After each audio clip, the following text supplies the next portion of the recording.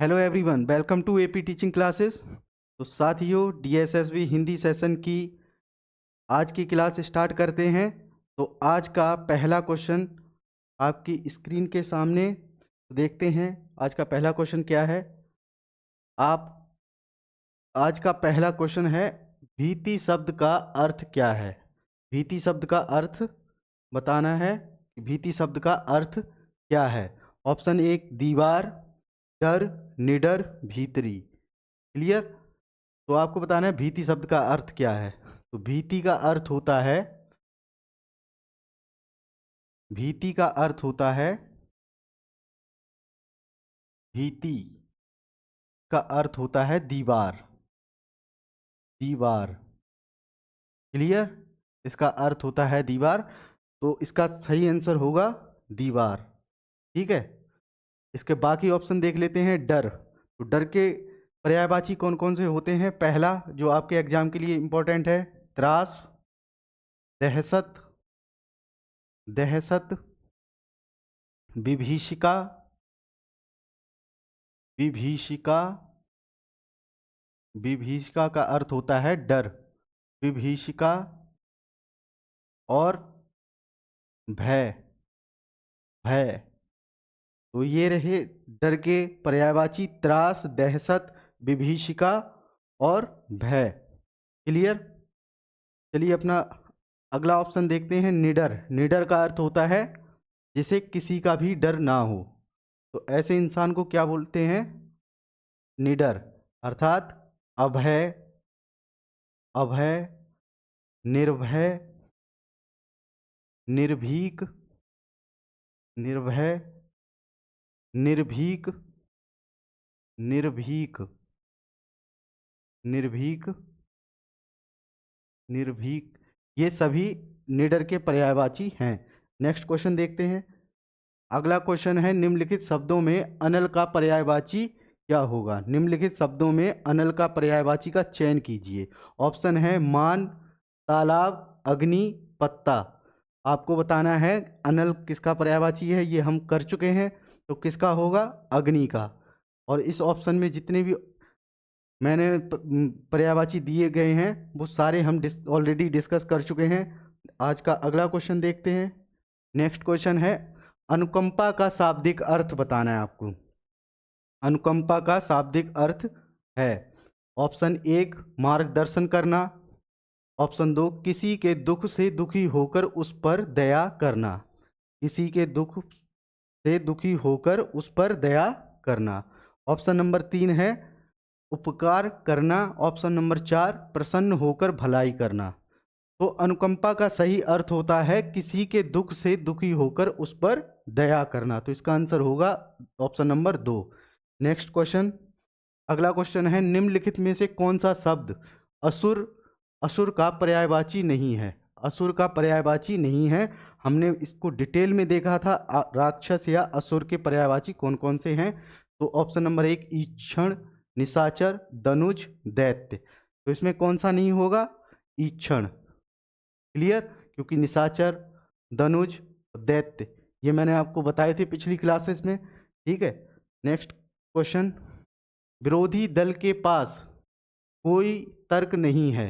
इस वाक्य में दल, दल शब्द का अर्थ है, आपको इस बताना है विरोधी दल के पास कोई तर्क नहीं है। इस वाक्य में दल शब्द का अर्थ है। तो दल शब्द का अर्थ क्या होगा? ऑप्शन नंबर एक, पक्ष, दो, पत्ता, और यहाँ ऑप्शन नहीं है। तो ऑप्शन नंबर चार, समूह। तो इसमें होगा पक्ष। दल का सही अर्थ होता है पक्ष। ठीक है।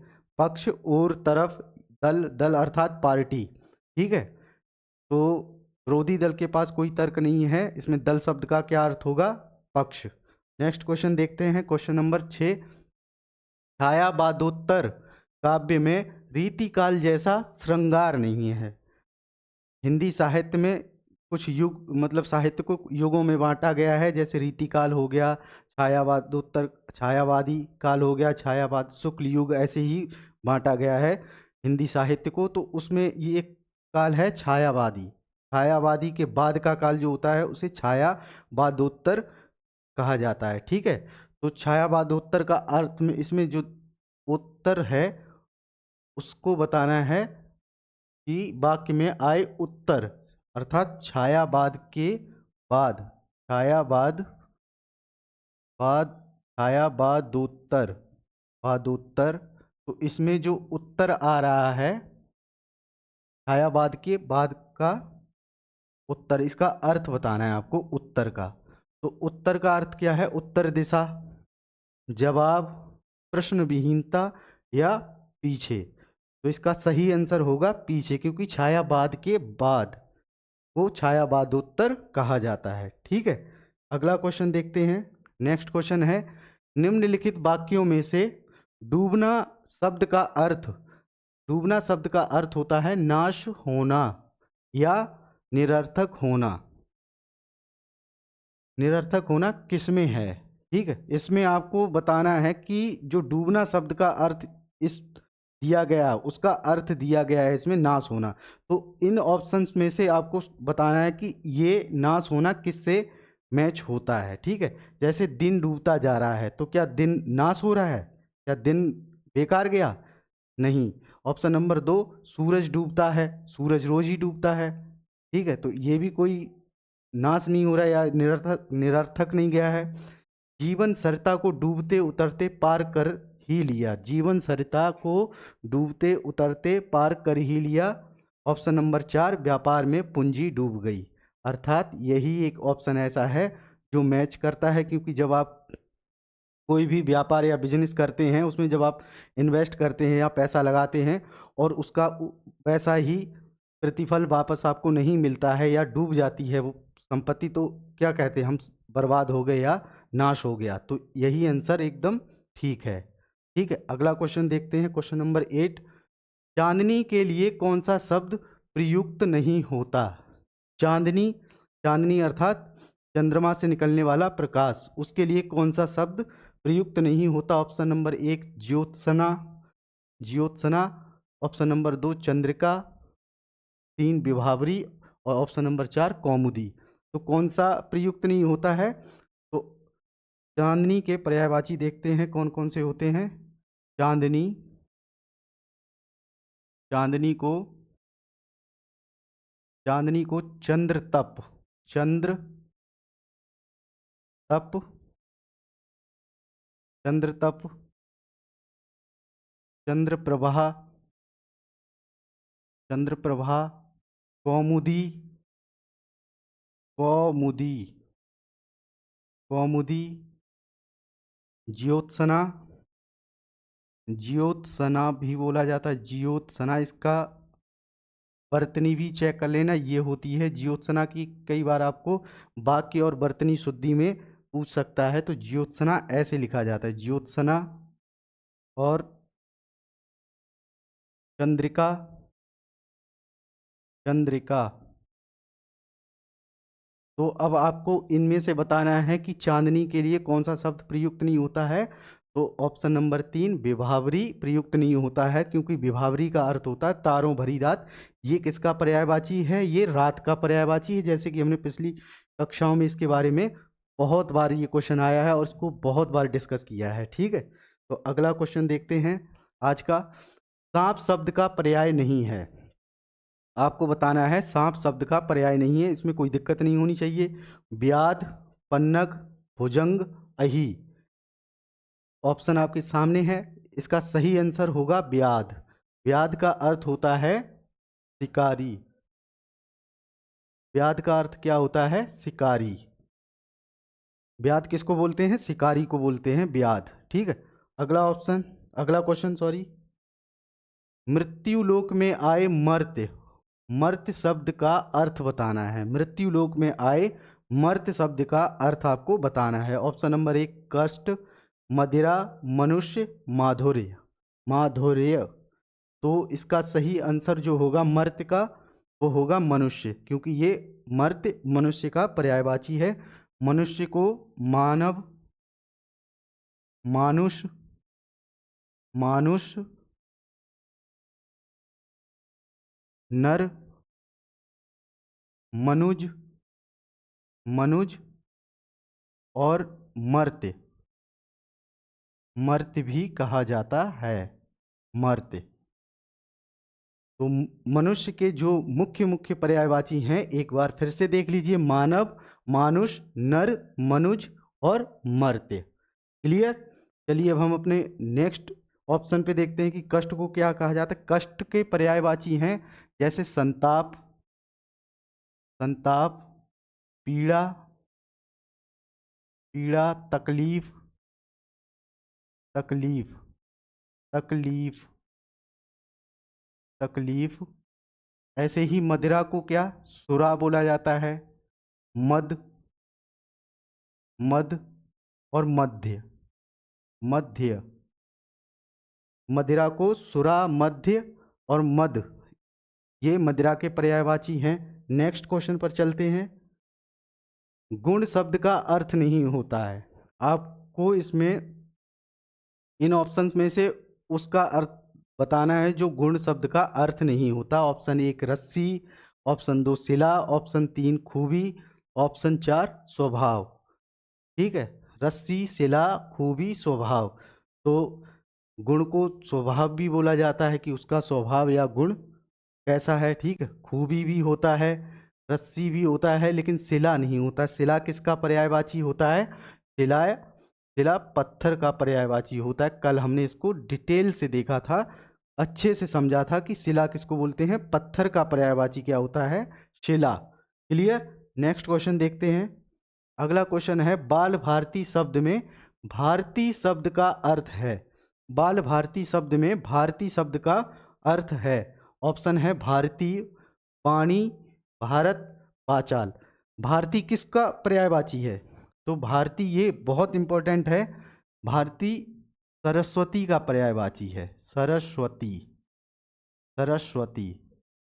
ठीक है, तो सरस्वती को वाणी भी कहा जाता है। कहते हैं ना आपकी जुबान पे सरस्वती बैठी है, जुबान को वाणी कहा जाता है। तो सरस्वती का पर्यायवाची होता है वाणी। तो इसका आंसर क्या होगा, वाणी। इनके और पर्यायवाची हैं उनको भी देख लेते हैं।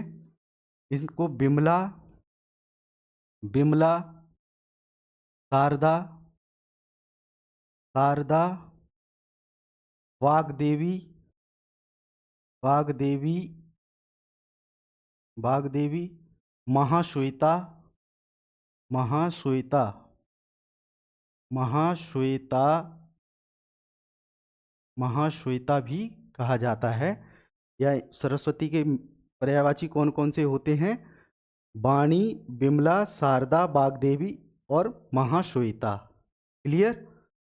चलिए अब हम अपने नेक्स्ट क्वेश्चन पर चलते हैं। अगला क्वेश्चन है तलवार का पर्यायवाची शब्द नहीं है।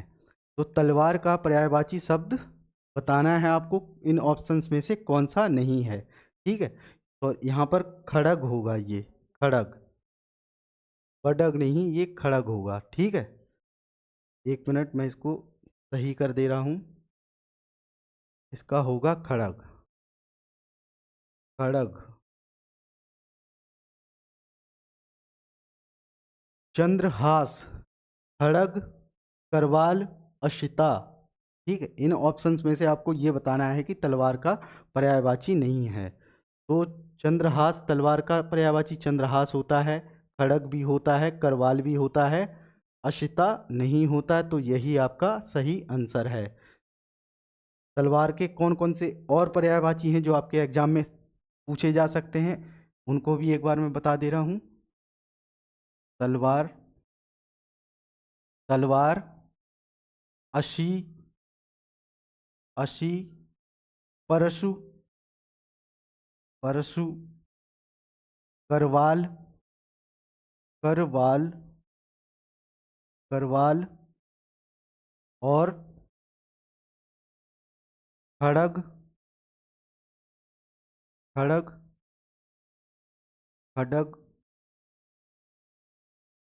खड़ग, शमशीर, शमशीर। क्लियर। तो चलिए आज अपने नेक्स्ट क्वेश्चन पर चलते हैं। अगला क्वेश्चन आपकी स्क्रीन के सामने जो है, कौन सा शब्द पृथ्वी का पर्यायवाची नहीं है। कौन सा शब्द पृथ्वी का पर्यायवाची नहीं है। इसको हम बहुत बार देख चुके हैं। वसुधा, विपुल, मेदिनी, धरित्री। तो कौन सा इसमें पृथ्वी का पर्यायवाची नहीं होगा? विपुल। विपुल किसका पर्यायवाची है? उर्वर का।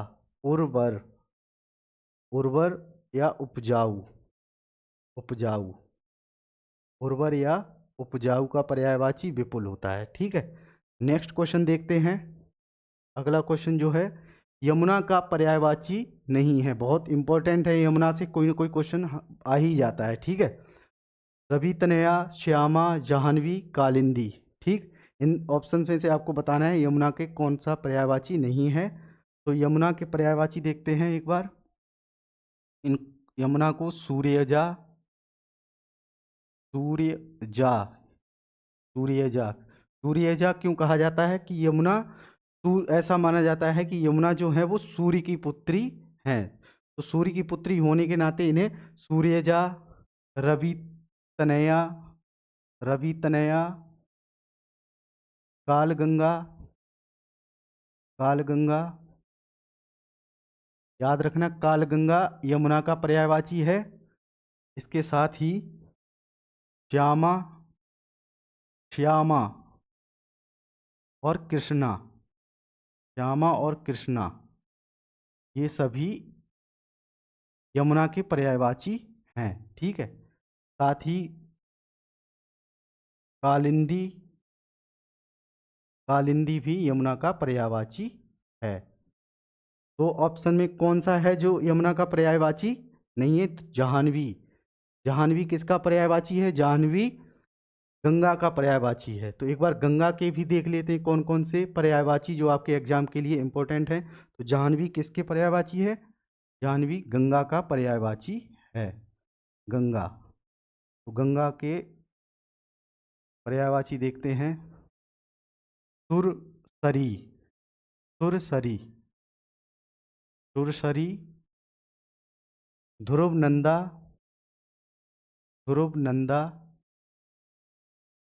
मंदाकिनी, मंदाकिनी, मंदाकिनी भी गंगा का पर्यायवाची है। और विष्णुपदी, विष्णुपदी, विष्णुपदी, देवनदी, देवनदी, देवनदी, ये सभी गंगा के पर्यायवाची हैं। कौन कौन से? सुरसरी, ध्रुवनंदा, मंदाकिनी, विष्णुपदी और देवनदी। क्लियर। नेक्स्ट क्वेश्चन देखते हैं।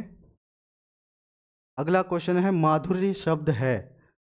माधुर्य शब्द क्या है? विशेषण है, क्रिया विशेषण है, या ऑप्शन नंबर 3 सर्वनाम है, ऑप्शन नंबर 4 भाववाचक संज्ञा है। तो माधुर्य शब्द भाववाचक संज्ञा है।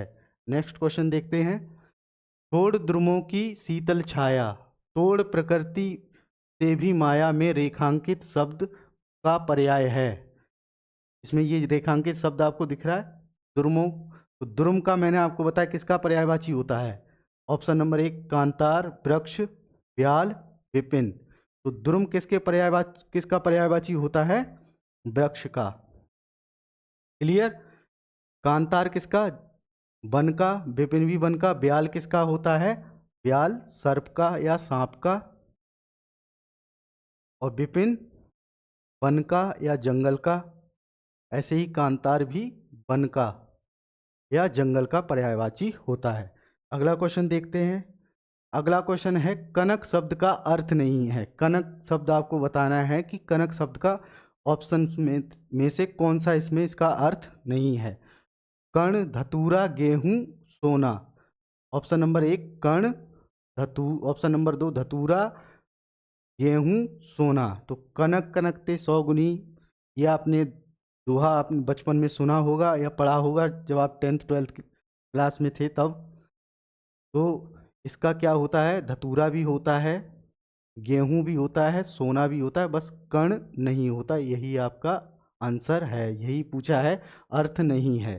तो कनक के और कौन कौन से पर्यायवाची हैं उसको भी बता दे रहा हूं। कनक, कनक का अर्थ होता है धतूरा, सोना। कनक का सोना, धतूरा, धतूरा, गेहूं, गेहूं, गेहूं और पलास। पलास एक पौधा पेड़ होता है जो उत्तर प्रदेश का राजकीय वृक्ष भी है। पलास राजकीय पुष्प है, सॉरी, पलास। ठीक है, तो अगला क्वेश्चन देखते हैं। जल शब्द का पर्यायवाची नहीं है। जल शब्द का पर्यायवाची नहीं है, बहुत सिंपल क्वेश्चन है, ये तो आप कर ही लोगे। ठीक है, कौन सा नहीं है? नीर, अंबु, तोय, बारी। तो क्या नहीं? बारिद। बारिद नहीं होगा, क्योंकि बारिद किसका होता है? बारिद बादल का पर्यायवाची होता है, बादल का। क्लियर? बारिद किसका? बादल का पर्यायवाची होता है। ठीक है, अगला क्वेश्चन देखते हैं, क्वेश्चन नंबर 20।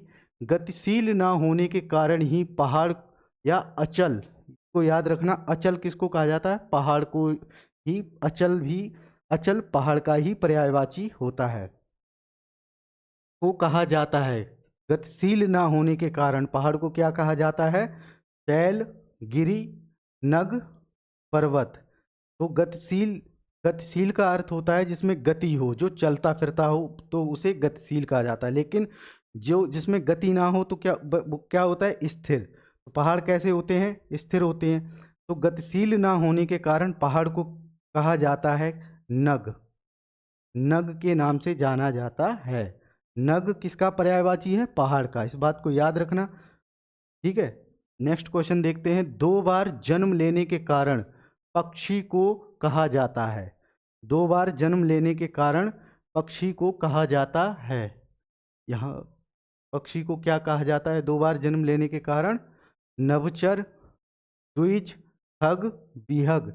इन 4 ऑप्शंस में आपको बताना है कि पक्षी को 2 बार जन्म लेने के कारण पक्षी को क्या कहा जाता है। तो 2 बार जन्म लेने वाले को द्विज। द्विज याद रखना, पक्षी के साथ साथ ब्राह्मण का भी पर्यायवाची होता है द्विज। द्विज का अर्थ होता है जो 2 बार जन्म ले, जिस 2 बार, जिसका जन्म 2 बार हुआ हो, या जो 2 बार जन्म ले। 2 बार जन्म ले, जन्म ले, उसे द्विज कहा जाता है, द्विज।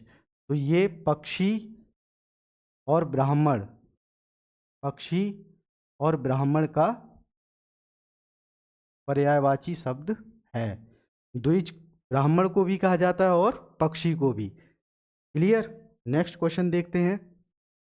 जहर को धारण करने के कारण ही सांप को कहा जाता है। बहुत ही सिंपल है। जिस चीज को, जैसे पहाड़ को धारण करने के कारण कृष्ण को क्या कहा? गिरधारी। ऐसे ही किसी भी वस्तु को धारण करने के कारण उसको उसको जो विशेषण जुड़ जाता है, उसे क्या, उसी कोई धर या ऐसे शब्द जुड़ जाते हैं। गिरधारी हो गया। ठीक है, ऐसे ही है। तो आप समझ गए होंगे इसका आंसर क्या होगा। जहर को धारण करने के कारण ही सांप को कहा जाता है विषधर, सर्प, नाग, ब्याल। तो क्या कहा जाता है? विषधर, मतलब विष को धारण करने वाला, विषधर। तो कौन करता है विष को धारण? सांप। क्लियर? तो अगला देखते हैं। बीती विभावरी जागरी पंक्ति में रेखांकित शब्द का अर्थ नहीं है। इसमें आपको विभावरी के ये बताना है कि विभावरी का कौन सा पर्यायवाची नहीं है। विभावरी आप समझ ही गए होंगे, तारों भरी रात विभावरी कहलाती है। तो ऑप्शन नंबर 1 रजनी, निशा, भोर, रात। तो कौन सा नहीं होगा? ऑप्शन नंबर 3 भोर। भोर किसका होता है? भोर सुबह का पर्यायवाची होता है, सुबह। क्लियर? नेक्स्ट क्वेश्चन देखते हैं, क्वेश्चन नंबर 24।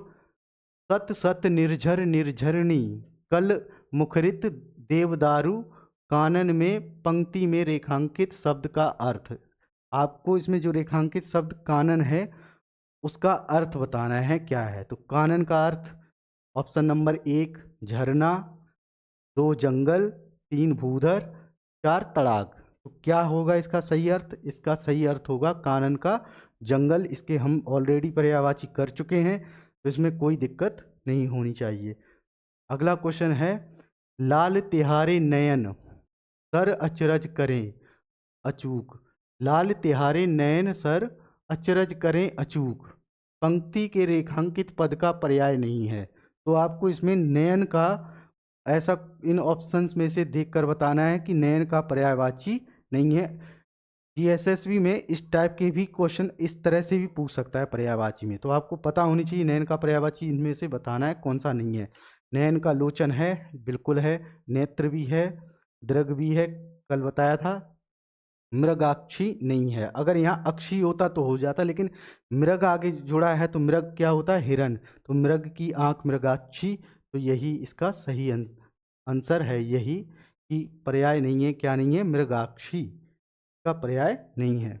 तो साथियों, आज के लिए बस इतना ही। मिलते हैं कल अगली क्लास में।